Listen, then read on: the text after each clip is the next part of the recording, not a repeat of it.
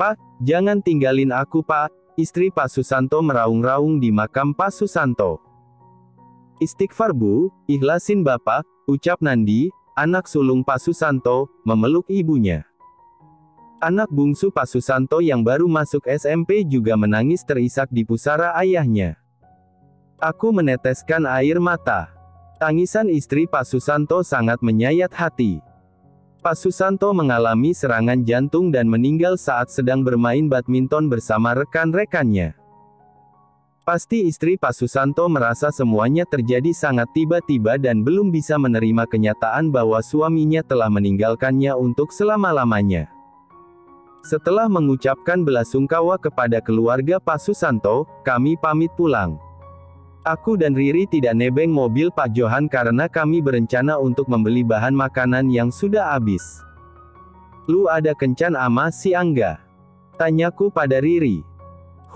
Tar malam dia jemput gue, jawab Riri. Saat kami berjalan menyusuri pemakaman untuk pulang, aku melihat sosok yang aku kenal. Kenzo. Batinku. Ri, lu belanja ama si Angga aja ya, gue ada urusan. Ucapku. Urusan apa lu? Dari kemarin lu selalu nyuruh gue belanja. Riri mencebikkan bibirnya. Biar romantis, belanja sama Ayang. Ucapku. Aku mengantarkan Riri sampai dia masuk ke dalam taksi online yang aku pesan. Aku tidak menjawab pertanyaan Riri saat dia bertanya urusanku apa. Aku kembali ke area pemakaman. Aku mendekati pria yang mirip dengan Kenzo tadi. Aku harus memastikan apakah itu Kenzo atau bukan. Setelah jarak kami cukup dekat, aku sangat yakin itu adalah Kenzo. Tatapannya menerawang jauh, bahunya bergetar, sepertinya dia sedang menangis. Aku melihat nisan di pusara yang sedang ditatap oleh Kenzo. Terdapat foto wanita yang sangat cantik di sana dengan tulisan, * rest in peace Akiko Hisashi *. Akiko, batinku. Aku meletakkan bunga krisan yang tadi sempat aku beli saat mengantarkan Riri. Kenzo sedikit terkejut saat melihatku di sampingnya. Lita, lirihnya. Kebetulan aku lagi melayat vendor Abimanyu di sana. Ucapku sambil menunjuk ke arah pemakaman Pak Susanto. Kenalin kakak aku, Akiko. Lirih Kenzo. Halo Kak Akiko, salam kenal, saya Lita, ucapku seolah berbicara dengan foto Akiko. Hari ini tepat 8 tahun Akiko pergi, ucap Kenzo dengan suara tertahan. Dia sudah bahagia di sana, ucapku sambil memegang bahu Kenzo. Dia bunuh diri, cicit Kenzo. Aku membolakan mata. Sungguh aku tidak menyangka Kenzo akan mengatakan hal menyakitkan yang pasti menorehkan luka yang dalam padaku. Kenzo membuka jas hitam yang dipakainya, lalu dia letakkan di rumput. Duduk, perintah Kenzo. Aku gak apa-apa kok duduk di rumput, ucapku. Duduk di situ aja, aku mau nyerita panjang. Kamu mau kan dengerin cerita aku? Lirih Kenzo. Aku menganggukkan kepalaku.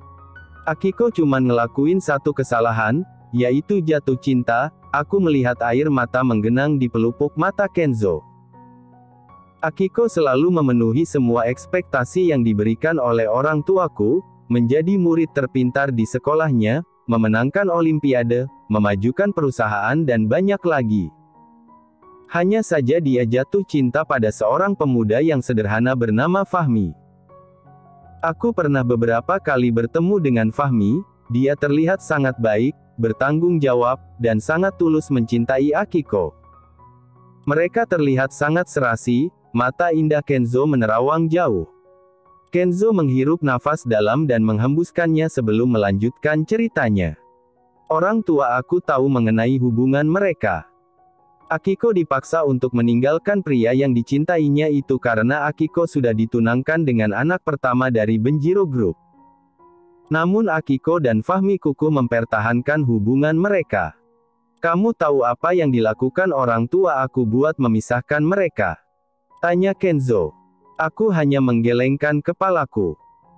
Ayahku membuat perusahaan ayah Fahmi bangkrut hingga terlilit hutang, adik perempuannya diperkaos, dan ibunya masuk rumah sakit jiwa karena depresi, Kenzo meneteskan air mata yang ditahannya sejak tadi.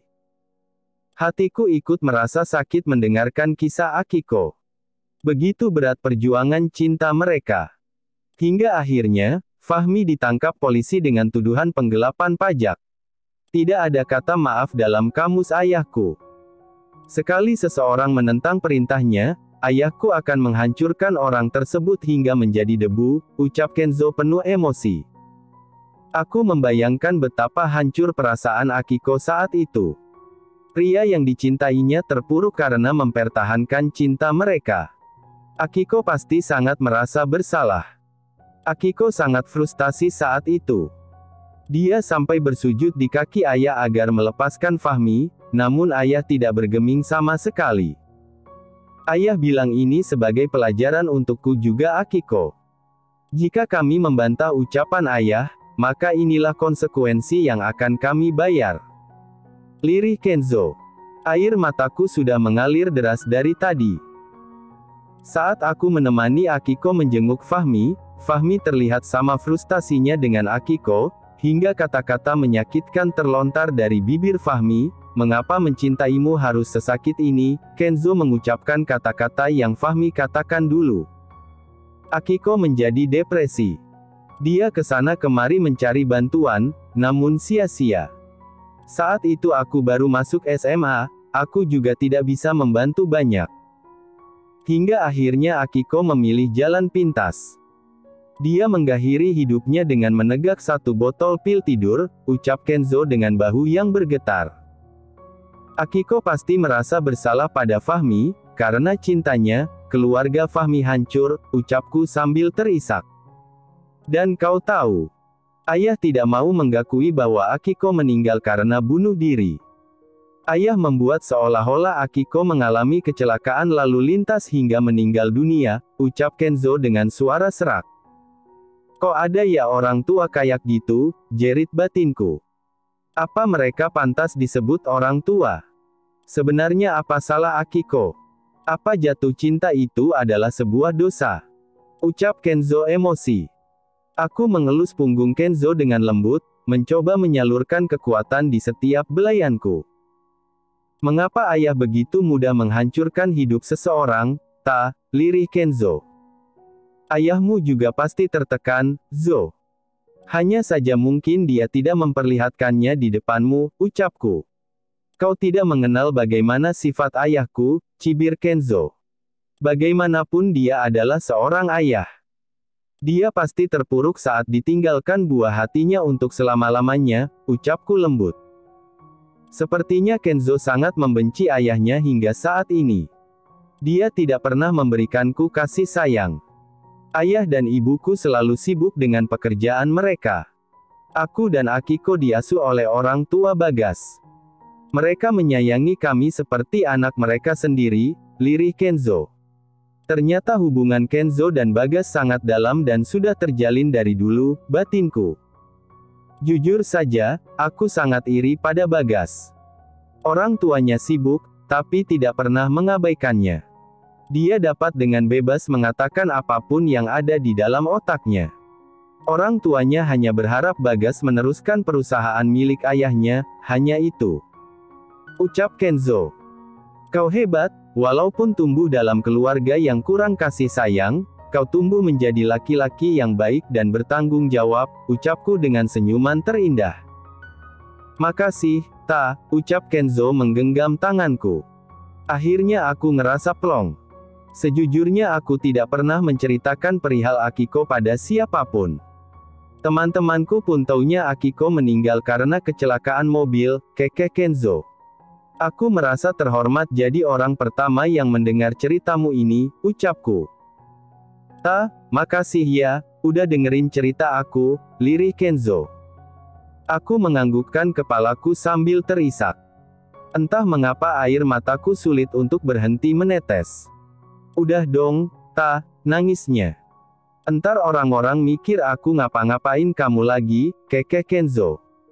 Kisahnya Akiko sedih banget, Zo, aku menghapus air mata yang masih menganak sungai di pipiku. Giliran Kenzo yang menepuk-nepuk bahuku. Aku lihat Kenzo sudah tidak lagi bersedih, bahkan dia sudah bisa meledekku dengan sebutan cengeng. "Ah, mau lihat koleksi album Blackpink di rumah aku gak?" tanya Kenzo. Aku menyipitkan mataku. "Kenapa?" tanya Kenzo heran. "Kok aku ngerasa kayak lagi diajak opa-opa Korea buat makan ramyun di rumahnya ya?" Kekehku. "Hahaha, jangan kebanyakan nonton drakor." Kenzo menyentil dahiku pelan. "Emang kamu tahu maksudnya apa?" tanyaku. "Taulah, sama aja kayak ngajak mesum kan?" kekeh Kenzo. "Wah, frontal sekali Anda."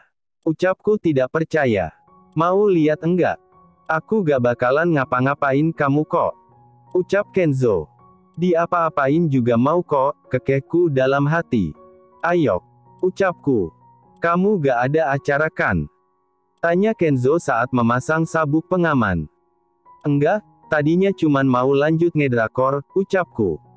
"Makasih ya, Ta, udah mau nemenin aku." "Aku gak mau sendirian hari ini," lirih Kenzo. "Dengan senang hati, Zo," ucapku. Aku terpana melihat mewahnya rumah Kenzo. Saat berkunjung ke rumah Bagas, aku selalu merasa seperti sedang masuk ke dalam rumah yang selalu ada di film-film. Dan rumah Kenzo ini 2 kali lebih mewah daripada rumah Bagas. Para pelayan yang mengenakan seragam berbaris rapi menyambut kami. "Berasa lagi syuting film Meteor Garden kekehku. Kenzo langsung mengajakku ke kamarnya. Sumpah demi Alex, kamar Kenzo ini benar-benar membuatku silau. Dari perabotan hingga tata letaknya sudah pasti didesain oleh desainer interior yang profesional. Kesan mewah dan elegan sangat kental di kamar Kenzo ini. Kenzo menyombongkan album-album Blackpink yang berjejer manis di dalam sebuah rak. Pernak-pernik Blackpink juga ikut meramaikan koleksi milik Kenzo. Kenzo juga memiliki semua koleksi baju dan aksesoris yang pernah dipakai dan diiklankan oleh Blackpink. Pantes aja apapun yang dipakai member Blackpink selalu ludes. Kayaknya banyak juga fans Sultan kayak Kenzo ini, kekehku. "Kalau ada yang kamu suka, bilang aja, Ta," ucap Kenzo. "Kamu mau kasih ke aku?" ucapku antusias. Kenzo menganggukkan kepalanya. "Aku mau semuanya. Besok aku mau nyewa truk buat ngangkut semuanya," ucapku. "Tolong tahu diri," cibir Kenzo. Aku terkekeh mendengar ucapan Kenzo. Kenzo mengambil sebuah paper bag, lalu dia mengambil album Blackpink 1 di setiap serinya. Kenzo juga mengambil baju-baju kasual koleksinya. Aku tahu pakaian-pakaian ini pernah dipakai oleh anggota Blackpink saat di bandara atau saat pemotretan di sebuah majalah. Kenzo juga mengambil topi baseball yang digunakan Lisa Blackpink saat pemotretan majalah Vogue. "Ini kamu langsung beli semua yang dipakai sama member Blackpink?" tanyaku. Kenzo menganggukkan kepalanya. "Ada kacamata Gentle Monster di sana kalau kamu mau," ucap Kenzo. Kacamata Gentle Monster adalah brand yang menggaet Jennie Blackpink sebagai ambasadornya.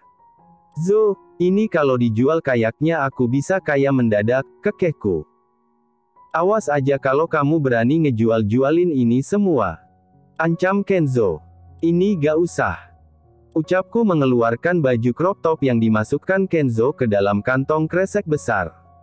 "Kenapa?" tanya Kenzo.